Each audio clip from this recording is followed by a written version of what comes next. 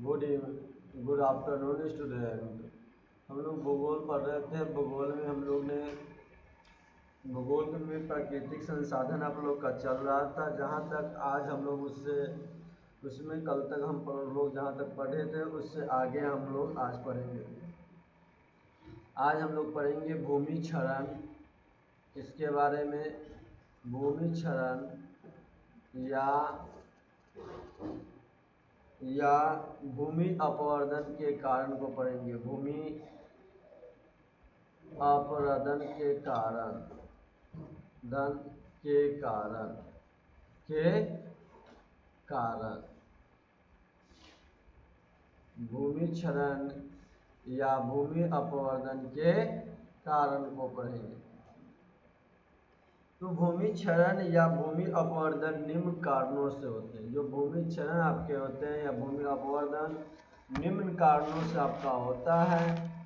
अब देखिए, निम्न कारणों से होता है तो पहला ध्यान रखिएगा, वर्षा की प्रकृति। किसकी प्रकृति? वर्षा की प्रकृति। वर्षा की प्रकृति क्या होता है? तो भारत में की 75% वर्षा केवल जुलाई से अगस्त महीना में होता है। जो भारत में वर्षा होती है ना, आपको 75% वर्षा भारत में 75% वर्षा किस महीना में? तो जुलाई से अगस्त महीना तक। जुलाई से अगस्त तक होती है, से अगस्त माह तक।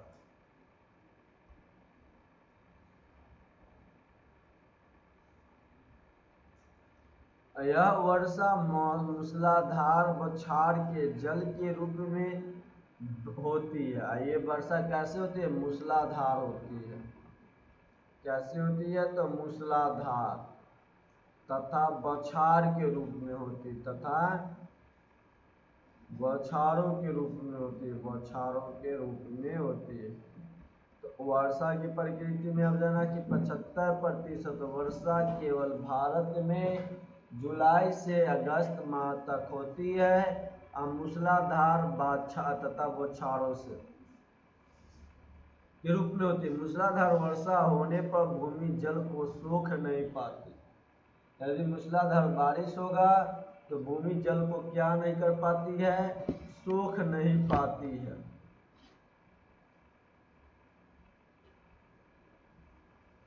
जमीन को सोख नहीं पाती है।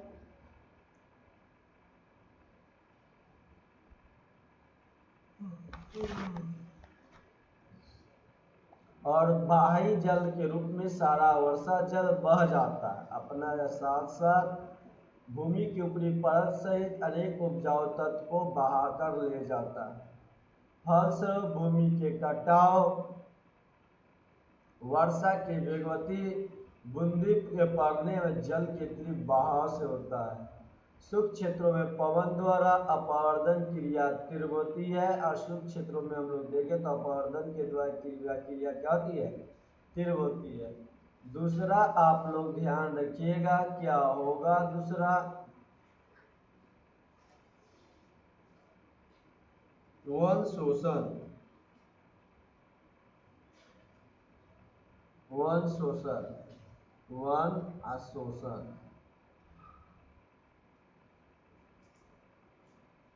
वन शोषण। दूसरा आप लोग ध्यान रखिएगा, भूमि का ढाल। भूमि का ढाल। तो वर्षा की प्रकृति आप लोग को समझ आ चुका हो कि भारत में 75% वर्षा जुलाई से अगस्त माह तक ये वर्षा मूसलाधार तथा बौछार रूप में होती है, जिसके कारण आप क्या नहीं कर सकते हैं? पानी को भूमि नहीं सोख पाती है और बाह्य जल सारा जल में बह जाते हैं। अपने साथ भूमि की ऊपरी सतह अनेक उपजाऊ तत्वों को बहा कर ले जाते हैं। जो भूमि का ऊपरी सतह होते हैं उपजाऊ वाला, अनेक तत्वों को उन पर बहा कर ही ले जाते हैं। अब देखिए भूमि का ढाल। भूमि के ढाल के बारे में समझिएगा। तो अधिक ढालू भूमि पर मिट्टी का अपवर्दन अधिक होता है। ढालू भूमि पे क्या होता है? मिट्टी का अपवर्दन अधिक होता है। मैदानों की तुलना में पर्वतीय क्षेत्र में भूमि का क्षरण अधिक होता है। अधिक ढालू भूमि में मिट्टी का अपवर्तन क्या होता है? इस पर भूमि ढालू पर मिट्टी का अपवर्तन अधिक होता है। यदि ढालू अधिक है तो मिट्टी का अपवर्तन अधिक होगा। कब अधिक होगा अपवर्तन? जब आपका ढाल अधिक हो तो। अधिक ढाल वाले भूमि पे अधिक ढाल होगा आपका भूमि पे, अधिक वाले ढाल वाले भूमि पे, या यहाँ पर लिख सकते हैं अधिक ढाल भूमि पर मिट्टी का अपवर्तन क्या होता है? अधिक होता है। मिट्टी का अपवर्तन अधिक, मिट्टी का अपवर्तन क्या हो जाएगा आपका? अधिक।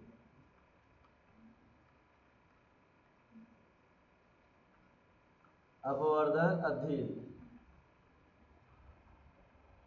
अब तीसरा देखिएगा, तीसरा क्या है? वन शोषण है आपका। तीसरा क्या है? ध्यान से देखिएगा, वन शोषण।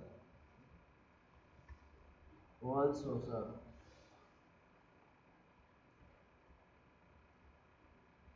अब समझिए, वृक्ष के जड़ें मिट्टी के कणों से बांध कर रखते। जो वृक्ष के जड़ें हैं मिट्टी के कणों से क्या करके रखते हैं? बांध कर रखते हैं। जो आपका जड़ होते हैं ना, मिट्टी, वृक्ष की जड़ें मिट्टी की कणों को बांध कर रखती है। वनों को अत्यधिक शोषण के कारण वनस्पति विहीन ढाल अपवर्तनकारी शक्तियों में अधिक प्रभावित होते हैं। झारखंड, छत्तीसगढ़, मध्य प्रदेश, उड़ीसा जैसे राज्यों में उन्मूल भूमि क्षरण का कारण बना है। अब ध्यान रखिएगा, वन शोषण से क्या मतलब हुआ कि आप लोग देखते होंगे कि वृक्ष की, जहाँ पे वृक्ष की जड़ें आपका क्या होता है? ध्यान रखिएगा, वृक्ष की जड़ें मिट्टी की कण को क्या कर रखता है? बांध कर रखता है। क्या रखता है? बांध कर। वनों का अत्यधिक जब शोषण हुआ तो मिट्टी की, देखिए वनों के शोषण में आप लोग ध्यान रखिए, क्या हम लोग लिख सकते हैं?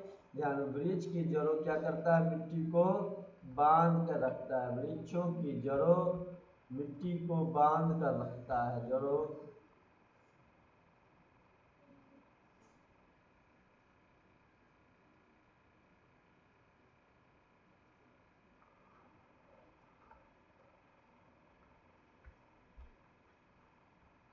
मिट्टी के कणों के बांध कर रखता है। बांध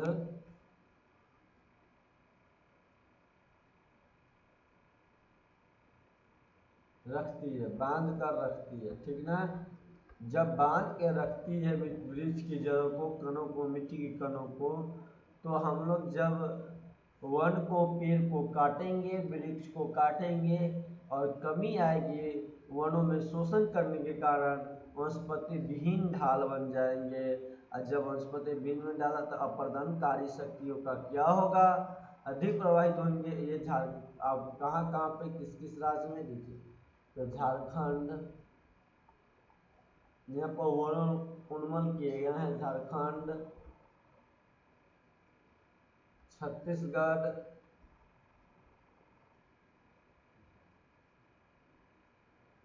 मध्य प्रदेश,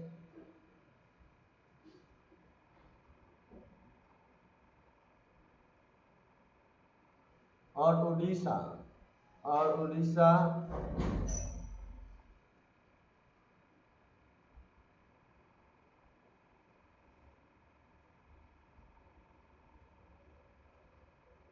जैसे राज्यों में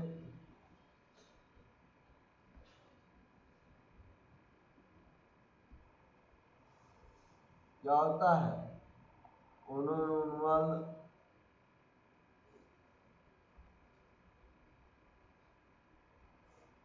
भूमि क्षरण का कारण बना। भूमि क्षरण का कारण बना।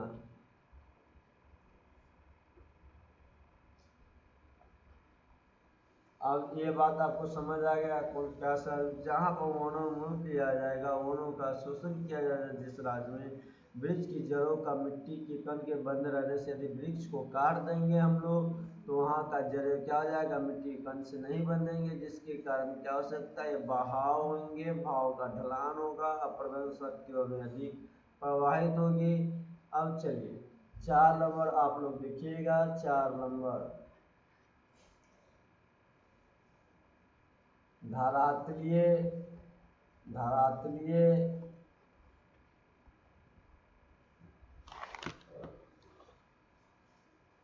रचना।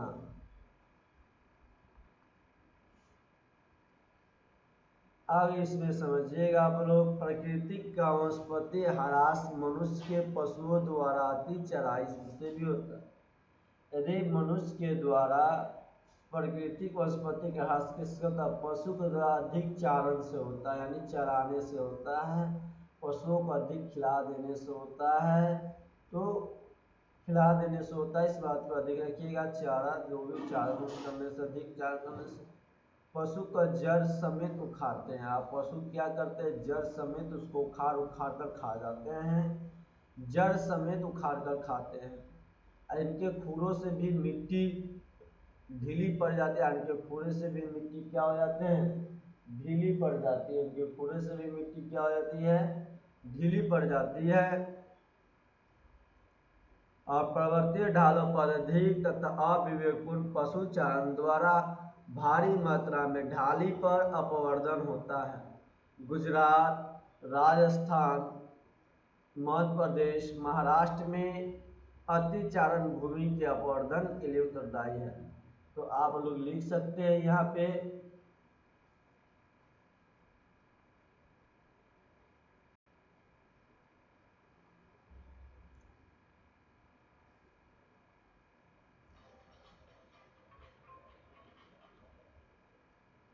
तो प्राकृतिक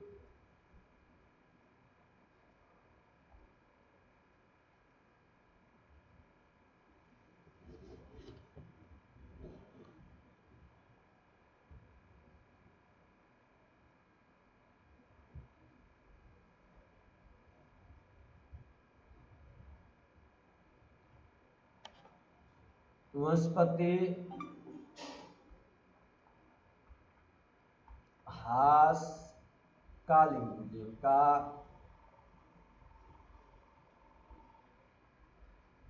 ह्रास के पशुओं द्वारा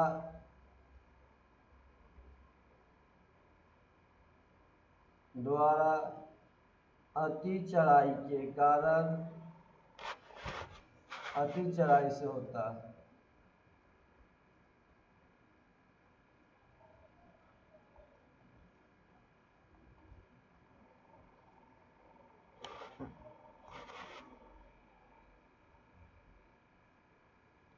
होता है पशु को जड़ समेत क्या करता है, उखाड़ते हैं। इन खुरों से मिट्टी ढीला पड़ जाता है, जो मिट्टी होते हुए क्या हो जाता है, ढीला पड़ती है। पर्वतीय ढालों पर अधिक अविवेकपूर्ण से, जो पर्वत वाले ढाल होते हैं वहाँ पे अवेक विवेकपूर्ण रूप से पशु चारण भारी मात्रा में होते हैं। जैसे अपवर्दन होता है गुजरात में, कहाँ कहाँ, गुजरात में,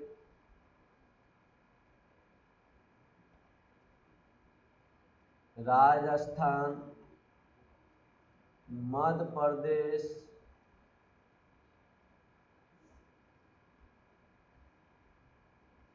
मध्य प्रदेश और महाराष्ट्र, और महाराष्ट्र, यहाँ पे आपका क्या होता है, तो अतिचारण भूमि के लिए क्या हो जाते हैं, ये आपका क्या होते हैं, अपवर्दन के लिए उत्तरदायी होते हैं। 5 नंबर आप लोग देखिएगा, 5 नंबर अत्यधिक, इधर 5 नंबर ही न था, धरातल संरचना, अरे धरातल संरचना नहीं, आप लोग यहाँ पर लिख लीजिएगा अत्यधिक पशु चारण। अत्यधिक जो आपको बता रहे थे यहाँ पे हम लोग, अत्यधिक पशु चारण, अत्यधिक पशु चारण।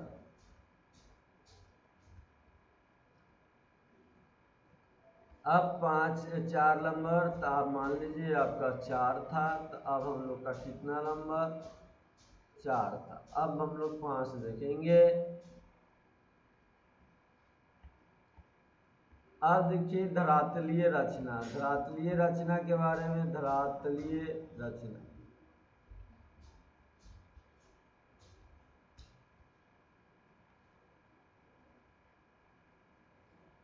अब देखिएगा यहाँ पर ढीले कण की मिट्टी, जो ढीले कण की शैली, ढीले कण वाली होती है ना, शैली का प्रवर्धन सरलता या तीव्रता से होता है। जो कठोर शैली का प्रवर्धन में धीमी गति से होता है। आप लोग लिख सकते हैं इस बात को। क्या लिखिएगा कि ढीले कण वाले, ढीले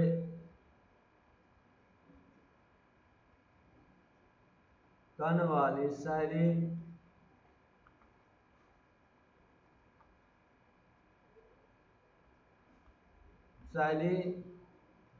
का अपवर्धन सरलता से एवं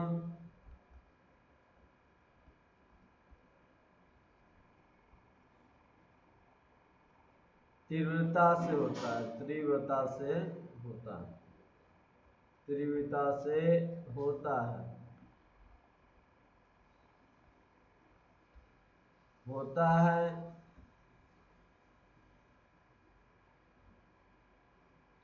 कठोर शैलों का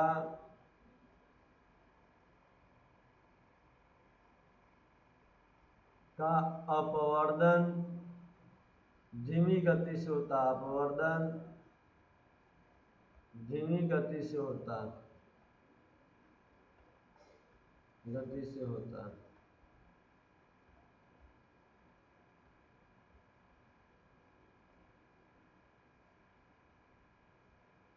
तो आपका क्या था? धरातलीय रचना ढीले कणों वाली शैली का वर्णन दम सरलता से, आसानी से और तेजी से होता है उसका। और कठोर शैली का वर्णन आपका क्या होता है? धीमी गति, एकदम धीरे धीरे होती है, आपकी गति से होता है। अब हम लोग इसके बाद देखेंगे 6 नंबर।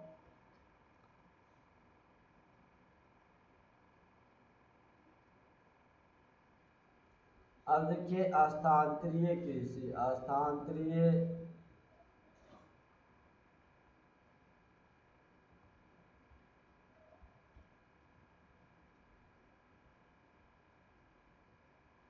स्थानांतरणशील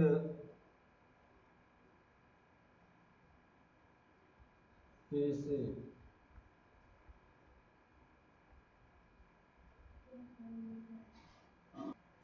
स्थानांतरणशील कृषि तो हिमालय के पर्वतीय भाग में, विशेषतः उत्तरी बंगाल, असम में झूम कृषि प्रचलित है।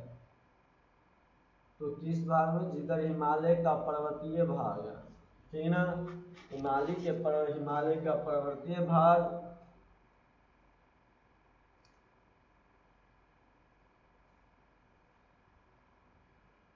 तो हिमालय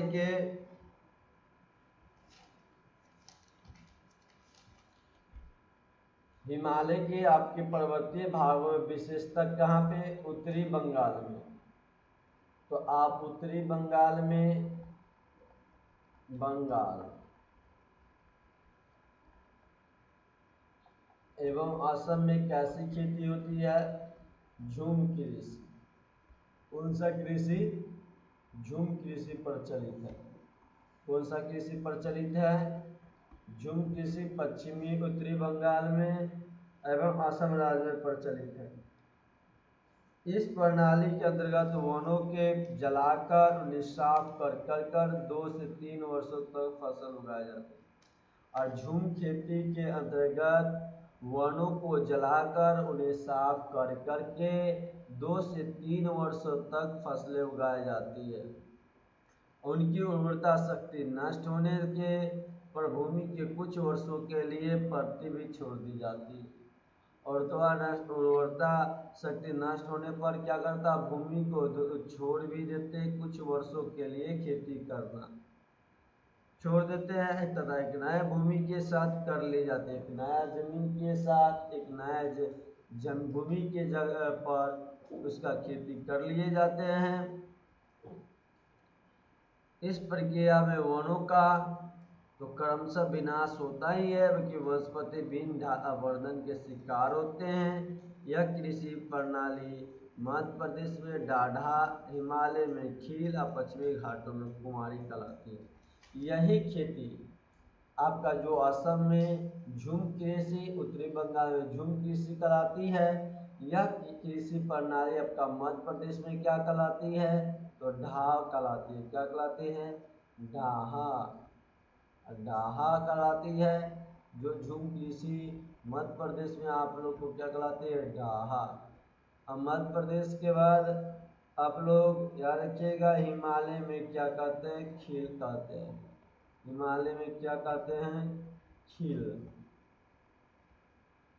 अब हिमालय में खील और पश्चिमी घाटों में कुमारी कहते हैं। इसे कहते हैं पश्चिमी घाटी में आपको क्या कहलाती है, कुमारी कहलाती है। पश्चिमी घाटी में कुमारी कहलाती है। इस तरह से आपका कंप्लीट हुआ।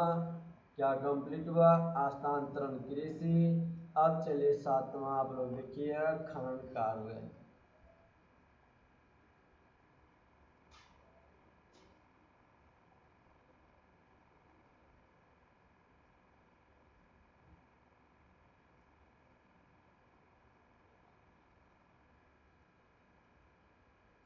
खनन कार्य, ध्यान से देखिए, खनन कार्य क्या होगा आपका। खनन ने तो भूमि का निवीकरण में महत्वपूर्ण भूमिका निभाई थी। में क्या होगा आप लोग ध्यान से, खनन में भूमि की निवीकरण महत्वपूर्ण भूमिका निभाई जाती है। निवीकरण का खनन में क्या किया जाता है, बहुत ही महत्वपूर्ण भूमिका निभाई जाती है। खनन में आपका और खनन के क्षेत्र में खनन कार्य पूरा होने पर भूमि के खदान वाला स्थान को गहरी खाइयों के मलबे के स्थान पे खुला छोड़ देते हैं। यानी जब खनन होते हैं, भूमि को खनन किया जाता है तो निवीकरण महत्वपूर्ण भूमिका निभा देते हैं। कौन कौन सा महत्वपूर्ण भूमिका होते हैं, तो खनन के कार्य को पूरा होने पर भूमि के खदान स्थान को गहरी खाइयों को मलबे के साथ खुला छोड़ दिया जाता है। आधारीय खनन से भूमि का क्षरण सबसे अधिक होता है। आधारीय खनन से भूमि का क्या होता है, क्षरण सबसे अधिक होता है। क्या होता है, सबसे अधिक होते हैं। जब सबसे अधिक होते हैं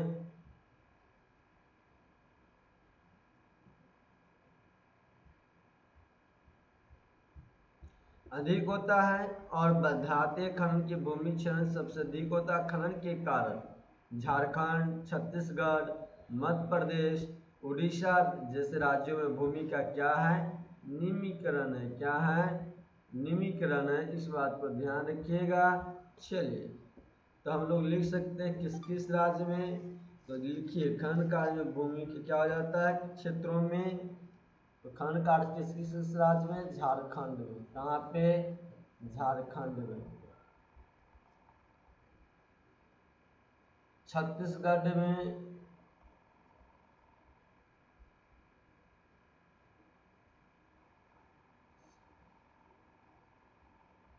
मध्य प्रदेश,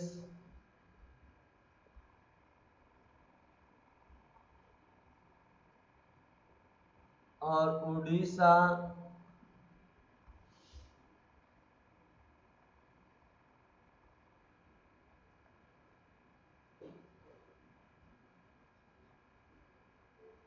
और उड़ीसा, उड़ीसा, उड़ीसा जैसे राज्यों में क्या हुआ था, भूमि निवीकरण होते हैं। जैसे राज्यों में भूमि निवीकरण, भूमि निवीकरण हुआ,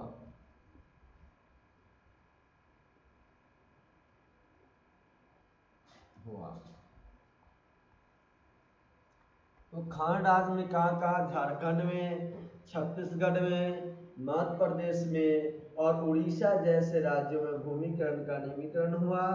और खनन कार्य को खुला क्षेत्र में छोड़ दिया जाता है खनन करने के बाद, जिसमें गहराई आपकी याद रखिएगा।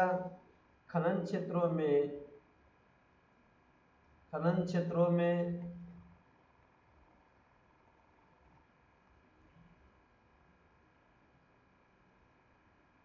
खनन क्षेत्रों में खनन कार्य पूरे होने पर खनन कार्य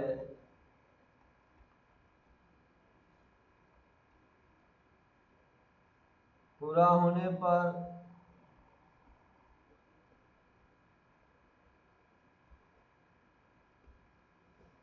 भूमि के खाद्यान्न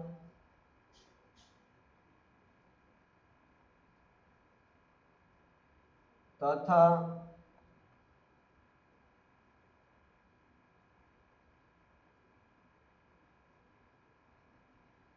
खदान वाले स्थानों को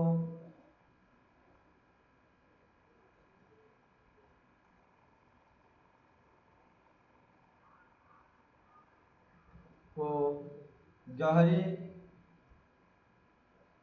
खाइयों के साथ और मलबे के साथ खुला छोड़ दे और मलबे के साथ खुला छोड़ देता है के साथ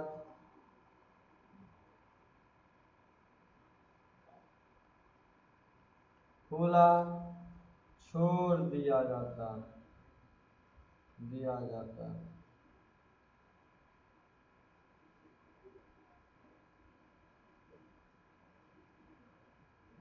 छोड़ दिया जाता।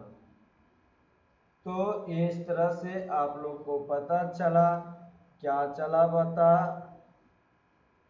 कि खनन क्षेत्र में खनन कार्य पूरा होने पर भूमि के खदान वाले स्थान को गहरी खाइयों को मलबे के साथ खुला छोड़ दिया जाता है। आज आप लोग को भूगोल इतना ही रहने दिया जाता है, कल इससे आगे आप लोगों को बताया जाएगा भूगोल में। यदि अभी तक आप लोग वीडियो देख रहे थे, चैनल को सब्सक्राइब नहीं किए हैं तो आप लोग जो चैनल को सब्सक्राइब कीजिए, शेयर कीजिए दोस्तों के पास, लाइक कमेंट नहीं किए तो लाइक कमेंट जरूर आप करें।